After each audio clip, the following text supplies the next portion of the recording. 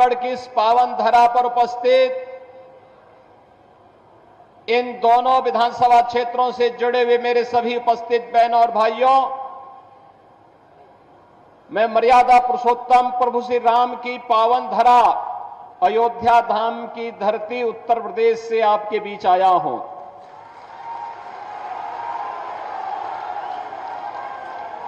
और कितना अच्छा संजोग है, अयोध्या धाम में प्रभु राम पैदा हुए और राम के नाम पे रामगढ़ जम्मू के अंदर बना है। बहनों और भाइयों, 1947 में देश आजाद हुआ। लंबे समय तक देश के अंदर कांग्रेस ने शासन किया, लेकिन कांग्रेस ने अयोध्या की समस्या का समाधान नहीं होने दिया। आप सबने, भारतवासियों ने मोदी जी पे विश्वास किया और मोदी जी के नेतृत्व में देश के अंदर सरकार बनने, उत्तर प्रदेश में भी भारतीय जनता पार्टी की सरकार आने के तुरंत बाद 500 वर्षों की समस्या ऐसे समाधान हुई जैसे कि वो समस्या ही नहीं थी। आज तो अयोध्या में 5 सदी के बाद फिर से अयोध्या में रामलला विराजमान हो चुके हैं, भव्य राम मंदिर का निर्माण हो चुका है। बहनों और भाइयों, कांग्रेस का नाम ही समस्या है और भारतीय जनता पार्टी का समाधान है। जो समस्या है उसके लिए बहाना चाहिए। कांग्रेस हमेशा बहाना बना करके देश की जनता को बेवकूफ बनाती रही है और यही कारण है देश में आतंकवाद की समस्या हो, उग्रवाद की समस्या हो, नक्सलवाद की समस्या हो, जातिवाद की समस्या हो, क्षेत्रवाद की हो, भाषावाद की हो, ये जितना भी विभाजन की बीज हैं, ये सभी विष बेल को बोने का कार्य, उसको पलवित और पोषित करने का कार्य कांग्रेस ने देश के अंदर आजाद भारत में किया। हिंदुओं को कमजोर करने का पाप किया और इनके पाप का परिणाम है यह आतंकवाद। कांग्रेस की सरकार जब केंद्र में थी और जम्मू कश्मीर में उसके साथ सहयोगी दलों की सरकारें चल रही थी, तब पत्थरबाजी की घटना होती थी। धड़ल्ले से यहां पर किस तरह की घटनाएं होती थी किसी से छुपा हुआ नहीं है। लेकिन आपने देखा होगा पिछले कई वर्षों से मोदी जी के आने के बाद गृह मंत्री के रूप में माननीय अमित शाह जी के आने के बाद आतंकवाद अंतिम श्वास गिन रहा है और पत्थरबाज पूरी तरह गायब हो गए हैं। बहनों और भाइयों, ये परिवर्तन है, समाधान है। जिस जम्मू कश्मीर के लिए 1953 में भारतीय जनसंघ के संस्थापक अध्यक्ष डॉक्टर श्यामा प्रसाद मुखर्जी ने अपना बलिदान दिया था, जिस जम्मू कश्मीर के अंदर उन्होंने एक नारा दिया था पूरे देशवासियों के लिए, वह नारा था, एक देश में 2 प्रधान 2 विधान 2 निशान नहीं चलेंगे, नहीं चलेंगे।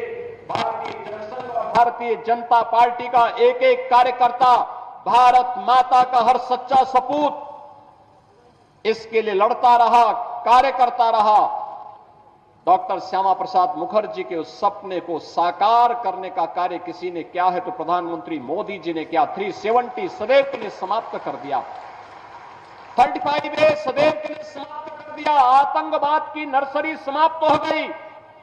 अन्यथा ये कांग्रेस हो या पीडीपी या फिर नेशनल कॉन्फ्रेंस, ये सभी तो जम्मू कश्मीर को आतंकवाद का एक वेयर हाउस बना चुके थे।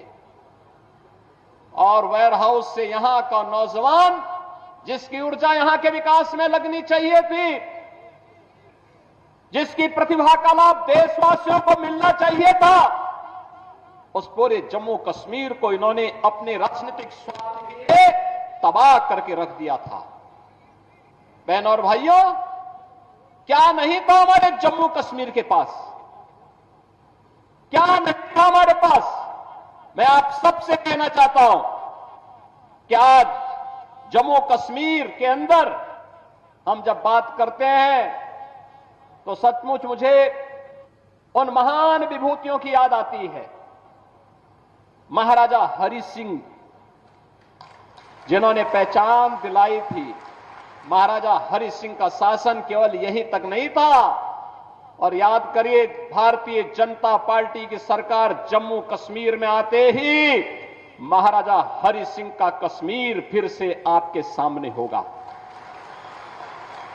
काबुल तक का शासन महाराजा हरि सिंह के पास था। तिब्बत में डोगरा सेना रहा करती थी। कौन नहीं जानता है पंडित प्रेमनाथ डोगरा जी के प्रति किसके मन में सम्मान का भाव न हो। और जब कबालाई यहां घुस करके आतंक फैलाना चाहते थे, तब ब्रिगेडियर हरि सिंह ने, तब ब्रिगेडियर राजेंद्र सिंह जी ने last man and last bullet का नारा भारत की रक्षा के लिए अपने आप को बलिदान किया था। इतनी महान परंपरा जिसने अपने परिश्रम से, अपने पुरुषार्थ से जम्मू कश्मीर को धरती का स्वर्ग बनाया था, जिन्होंने अपने बलिदान से, अपने लहू से सींच करके इस धरती का स्वर्ग जम्मू कश्मीर को बनाया था, आज उसे मजहबी उन्माद का जो एक कोण है उसमें बदलने का पाप ये कांग्रेस, ये पीडीपी और नेशनल कॉन्फ्रेंस ने ही किया है। ये पाप करने वाले लोग जो देश के साथ गद्दारी कर रहे थे, देश के संसाधनों का उपभोग कर रहे थे, उनको सबक सिखाने का चुनाव है ये जम्मू कश्मीर विधानसभा का चुनाव।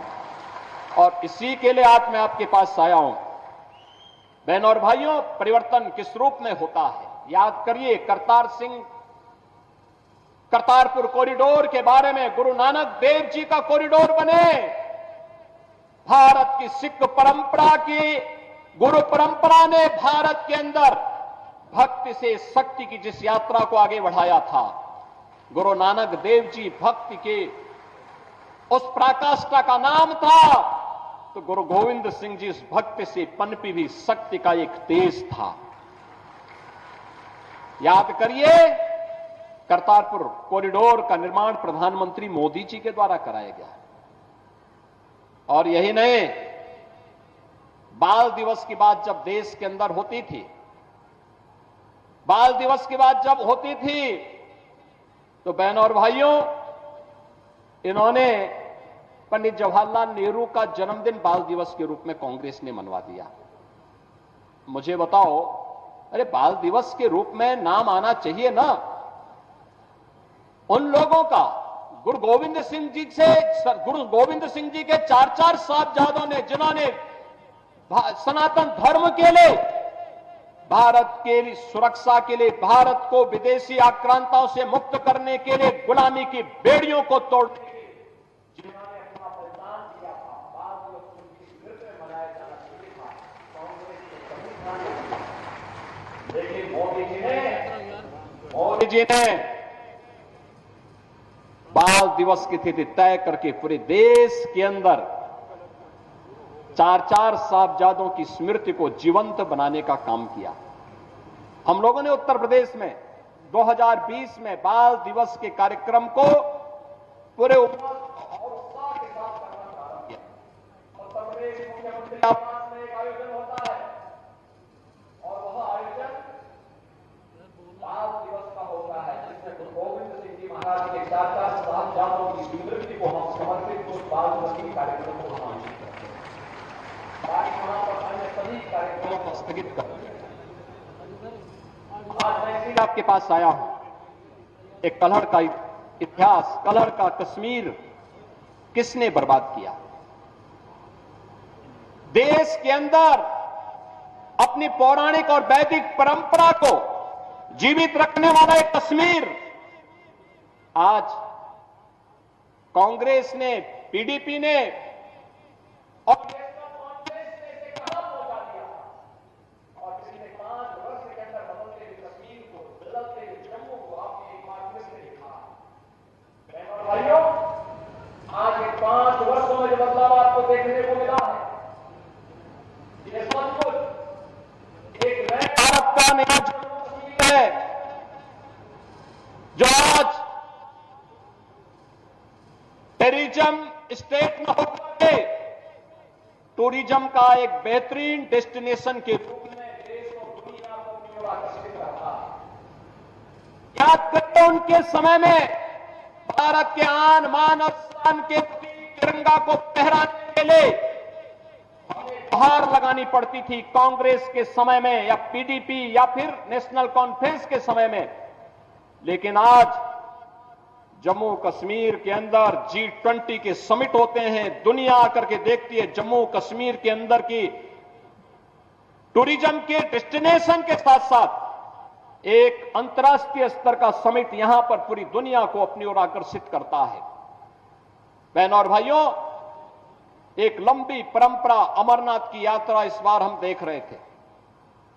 पहले धमकी आती थी कि अमरनाथ की यात्रा नहीं होने देंगे, पहले धमकी आती थी उनके समय में और वे लोग सहम जाते थे। और अब तो पूरा देश और पूरी दुनिया बाबा बर्फानी के दर्शन करने के लिए अमरनाथ की यात्रा में आता है। धूम धड़ाके के साथ आता है, धूम धड़ाके के साथ जम्मू कश्मीर की सुगंध को लेकर के पूरी दुनिया के अंदर पहुंचाने का काम करता है।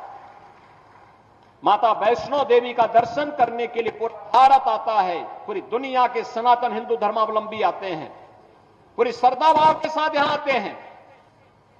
ये कांग्रेस के लोग, ये नेशनल कॉन्फ्रेंस और ये पीडीपी के लोग, ये राजनीतिक पार्टी नहीं बल्कि प्राइवेट लिमिटेड कंपनियां हैं। प्राइवेट लिमिटेड कंपनियां निवेश करें और उसके माध्यम से उद्योग धंधे चलाएं तो ठीक बात है, लेकिन राजनीति में प्राइवेट लिमिटेड कंपनियां बंद होनी चाहिए, क्योंकि ये राजसत्ता को अपनी बपौती मान करके आम जनता का शोषण करते हैं। और यही तो कार्य तीनों दल जम्मू कश्मीर के अंदर करते रहे। इन्होंने यहां दलितों को आरक्षण नहीं देने दिया, इन्होंने यहां पकड़वालों को आरक्षण नहीं देने दिया, इन्होंने यहां पहाड़ियों को आरक्षण नहीं देने दिया, इन्होंने यहां पर मुख्य धारा के साथ यहां से जुड़ी हुई जातियों को जोड़ने के लिए कोई सार्थक प्रयास नहीं किया, बल्कि 1947 में पाकिस्तान से जो लोग, जिनकी संपत्ति वहां छीन ली गई थी, जो लोग भारत के अंदर आए थे, इनको भी उन्होंने नागरिकता नहीं देने दी। और जब मोदी जी ने और अमित शाह जी ने जब इसके लिए कदम उठाया, सिटीजनशिप अमेंडमेंट एक्ट बना करके उसको प्रभावी ढंग से लागू किया, तो उसका विरोध ये सभी दल करते हुए दिखाई दे रहे थे। बहनों और भाइयों, 1990 के दशक कांग्रेस के पाप, नेशनल कॉन्फ्रेंस और पीडीपी के पाप की पराकाष्ठा को भी हमने देखा है। पूरी दुनिया ने देखा है कैसे कश्मीरी पंडितों के साथ बर्बर अत्याचार हुए थे। मानवता का इतना बीभत्स पाप उस समय हुआ था। उनके प्रति सहानुभूति व्यक्त करने की बजाय उन दहशतगर्दियों के साथ ये सभी दल खड़े हुए थे। केवल भारतीय जनता पार्टी उस समय उन पीड़ित कश्मीरी पंडितों के साथ खड़ी थी। और मैं आज फिर आपसे कहने के लिए आया हूं, भारतीय जनता पार्टी समाधान का नाम है। जो भारतीय जनता पार्टी कहती है वह करके दिखाती है, और भारतीय जनता पार्टी ने मोदी जी के नेतृत्व में जो कहा सो करके दिखाया है। आज जम्मू कश्मीर में टूरिज्म का बेहतरीन डेस्टिनेशन है, आज बेहतरीन कनेक्टिविटी है, आज यहां पे वर्ल्ड क्लास इंस्टीट्यूशन स्थापित हो रहे हैं। कहीं एम्स है, कहीं आईआईटी है, कहीं आईआईएम है, कहीं सेंट्रल यूनिवर्सिटी है, और यहां पे इन्वेस्टमेंट के लिए भी एक नई धरातल के रूप में, एक नई धरती के रूप में जम्मू कश्मीर यहां के रोजगार के साथ, स्वतः रोजगार के साथ जोड़ते हुए अब तो बिना भेदभाव के शासन की योजना का लाभ भी जम्मू कश्मीर के अंदर मिल रहा है। आप अनुमान करिए, लगभग 2.25 लाख गरीबों को प्रधानमंत्री आवास योजना में एक आवास उपलब्ध हुआ है। पहले पैसा कहां जाता था?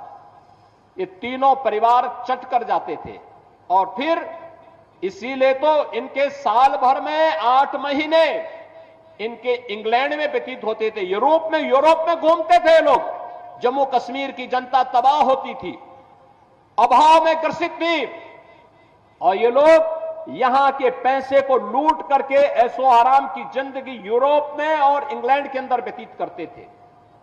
बहनों और भाइयों, आज यहां पे फ्री में राशन का लाभ प्राप्त हो रहा है, आयुष्मान कार्ड की सुविधा उपलब्ध हो रही है, बेहतरीन कनेक्टिविटी के साथ हर घर नल की योजना को आगे बढ़ाने का कार्य हो रहा है। यहां पर जो अनेक कार्यक्रम हुए हैं, ये सभी आज नए जम्मू कश्मीर की स्थिति को आप सबके सामने प्रस्तुत करती है। और इसलिए बहनों और भाइयों, जब हम जम्मू कश्मीर की विधानसभा चुनाव की दृष्टि से आज यहां पर एकत्र हुए हैं, यहां पे 2 चरणों के चुनाव संपन्न हो चुके हैं, मैं आप सबसे इसी बारे में कहना चाहता हूं। याद रखना, जम्मू कश्मीर यहां पर चुनाव के माध्यम से दुनिया के अंदर जो संदेश गया है, जो ये लोग कभी राहुल गांधी के रूप में, कभी किसी अन्य रूप में जम्मू कश्मीर के बारे में, भारत के बारे में दुनिया के अंदर दुष्प्रचार करते थे, उसका जवाब जम्मू कश्मीर विधानसभा का चुनाव दे रहा है। भारी संख्या में मतदाताओं का मतदान के लिए उमड़ना चुनाव के प्रति उनके रुझान को दिखाता है कि उन्होंने परिवारवादी राजनीति को, विभाजनकारी राजनीति को तिलांजलि दी है, और वे आज जम्मू कश्मीर के अंदर एक लोकतांत्रिक सरकार चाहते हैं, और लोकतांत्रिक सरकार के माध्यम से विकास की मुख्य धारा के साथ जुड़ करके एक भारत श्रेष्ठ भारत की सजग प्रहरी के रूप में काम करना चाहते हैं। बहनों और भाइयों, शांतिपूर्ण तरीके से चुनाव और भारतीय जनता पार्टी की यहां पर वापसी, याद रखना, पाक अधिकृत कश्मीर भी फिर कश्मीर का ही पार्ट होने वाला है, जम्मू कश्मीर का ही भाग होने वाला है। और यही तो हलचल है पाकिस्तान में। वे अपने लोकतंत्र को बचा नहीं पाए, उनको अपने लोकतंत्र को बचाने के लिए मशक्कत करनी पड़ रही है, और मशक्कत करते करते आज पाकिस्तान इस स्थिति में पहुंच गया है कि वहां पे 1 किलो आटा के लिए भी लाले पड़ रहे हैं। आप देख रहे होंगे, भारत में 80 करोड़ लोगों को फ्री में राशन की सुविधा का लाभ दे रहा है, 60 करोड़ लोगों को 5 लाख रुपए हर वर्ष स्वास्थ्य बीमा का कवर देता है। जीवन ज्योति बीमा योजना हो या जीवन सुरक्षा बीमा योजना, 12 करोड़ किसानों को किसान सम्मान निधि का लाभ दे रहा है, 10 करोड़ गरीबों के घर में शौचालय का निर्माण कर दिया है, 10 करोड़ गरीबों को उज्ज्वला योजना का फ्री का सिलेंडर उपलब्ध करवा चुका है। एक तरफ भारत है और दूसरी तरफ पाकिस्तान है, रोटी के लाले पड़ रहे हैं। स्वाभाविक रूप से भिखमंगा पाकिस्तान आज अपने आप को नहीं संभाल पा रहा है। कहीं पर पाक अधिकृत कश्मीर उससे अलग होने की आवाज उठा रहा है।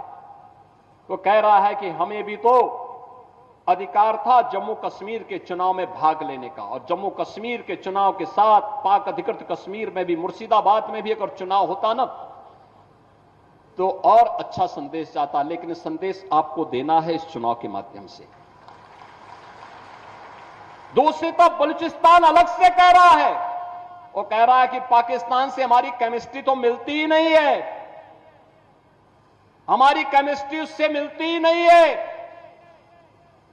क्योंकि पाकिस्तान तो मानवता का दुश्मन है,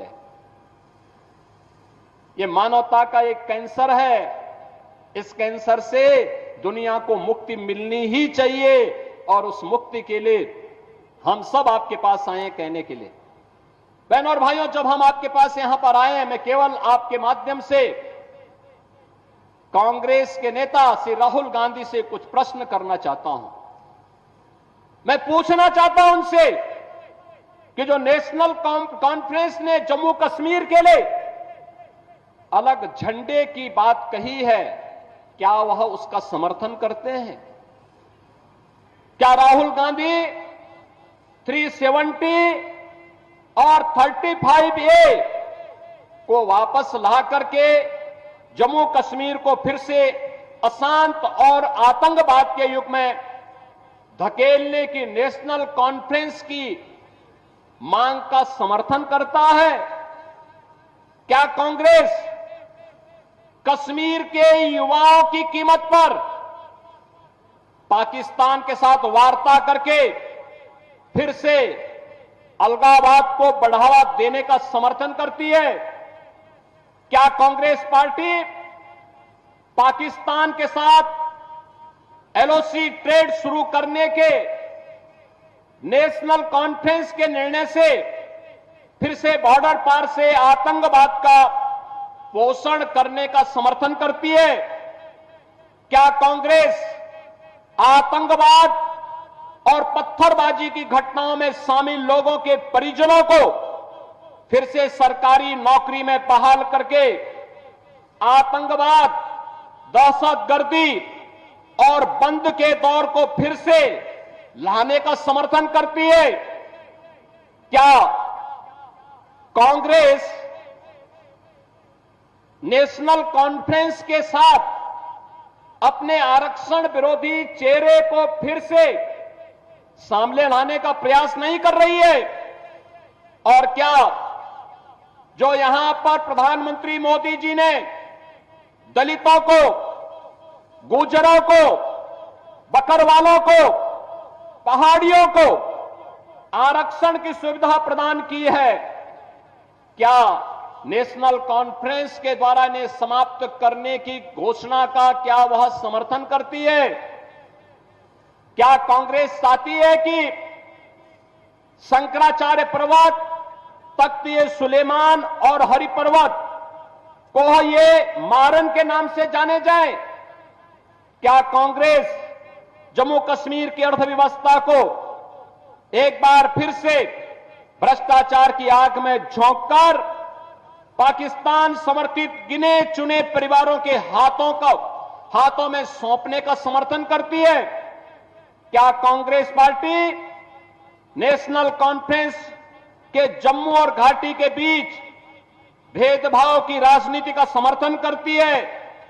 क्या कांग्रेस और राहुल गांधी कश्मीर को ऑटोनॉमी देने की नेशनल कॉन्फ्रेंस की विभाजनकारी सोच और नीतियों का समर्थन करती है?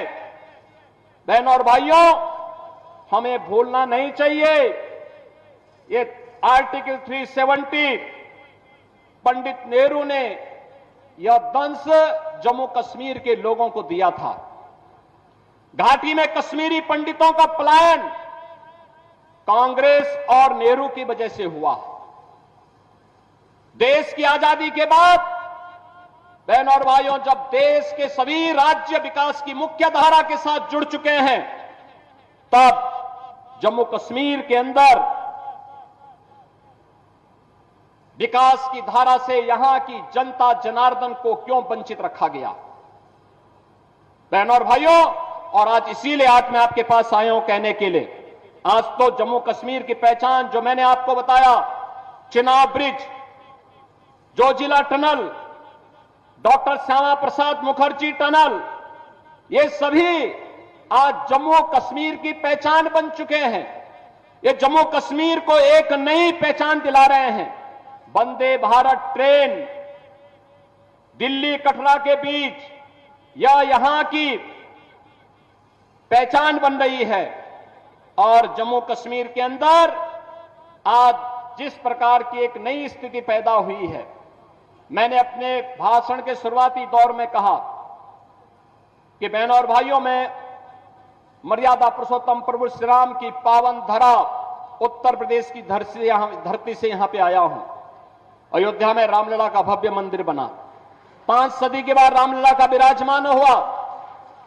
कारण था बीजेपी के कारण, मोदी जी के कारण।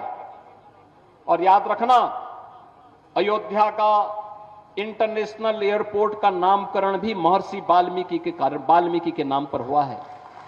ये भारतीय जनता पार्टी है। आज अयोध्या धाम में आप जाएंगे, आपको 4 लेन की कनेक्टिविटी मिलेगी, बेहतरीन सुविधाएं मिलेंगी, रेलवे की, सड़क की, एयर कनेक्टिविटी की। ये विकास, सुरक्षा, रोजगार, ये केवल और केवल भारतीय जनता पार्टी दे सकती है। जम्मू कश्मीर आज इन आकांक्षाओं को लेकर के आगे बढ़े, और इन आकांक्षाओं का प्रतीक देश के अंदर केवल मोदी जी हैं, केवल भारतीय जनता पार्टी है, केवल भारतीय जनता पार्टी है। और भारतीय जनता पार्टी के विकास, सुरक्षा और सम्मान के इस अभियान को आगे बढ़ाने के लिए जम्मू कश्मीर को अब चूकना नहीं चाहिए। और इसीलिए मैं आज आपके पास आया हूं आप सबका आह्वान करने के लिए। 2 चरणों के चुनाव संपन्न हुए, अब आगे चुनाव में आपको भागीदार बनना है। भारतीय जनता पार्टी ने रामगढ़ से डॉक्टर देवेंद्र कुमार मन्याल को, विजयपुर से श्री चंद्र प्रकाश गंगा जी को और सामा से श्री सुरजीत सिंह जी को अपना प्रत्याशी बना करके आपके बीच में उतारा है। मेरी आप सबसे विनम्र अपील होगी, भारतीय जनता पार्टी के हर प्रत्याशी को कमल चुनाव चिन्ह पर भारी बहुमत से विजयी बना करके महाराजा हरि सिंह जी का, पंडित प्रेमनाथ डोगरा जी का, ब्रिगेडियर राजेंद्र सिंह जी के सपने का कश्मीर फिर से बनाने में आप अपना योगदान देंगे। इस विश्वास के साथ मैं एक बार फिर से यहां की पावन धरा को कोटि कोटि नमन करता हूं। आप सबका हृदय से अभिनंदन करता हूं। आप सबको विजयादशमी की अपनी मंगलमय शुभकामनाएं अग्रिम रूप से देते हुए वाणी को देता हूं विराम। मेरे साथ बोलेंगे, भारत माता की, भारत माता की, भारत माता की जय श्री राम, जय जय श्री राम।